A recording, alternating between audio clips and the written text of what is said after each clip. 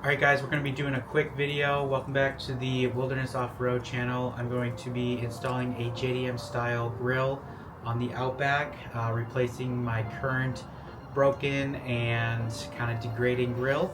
And we're going to also be putting some new grill lights onto this as well. If you're interested on these products, these are from Amazon. They will be linked down below. So let's get right into it. We're going to be replacing, or first taking off the front bumper. If you want to know how to do that, you can look up videos on that, but I can briefly explain it. There's clips that run along the top and then clips that run along the bottom. You're going to disconnect the fog lights and then just pop the bumper off. It's really easy, not too much to be afraid of there. And then I'll show you once I get the bumper off on how to take the old one off and clip this new one in. But first I'm going to install the screw on all the grill lights that I'm going to be wiring in.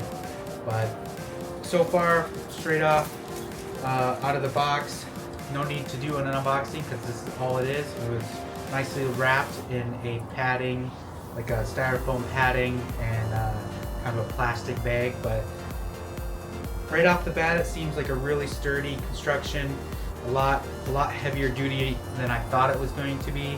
Now the options online are this matte black, shiny black, and then a like carbon fiber edge around this entire grill.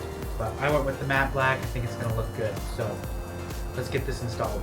All right, guys, excuse the wind, but we've got the bumper off, and now all we do is, so this is the main grill. We're gonna undo all the screws that go around and then press these clips in and pop out the old grill, put the new one in and install the same screws in the original holes, and we should be good to go. Alright guys, so the grill is fully in, the car is running, so I can run the grill lights there and show you what everything looks like together. I may have to spray paint a little bit of the frame behind the grill, but otherwise I think it turned out really well.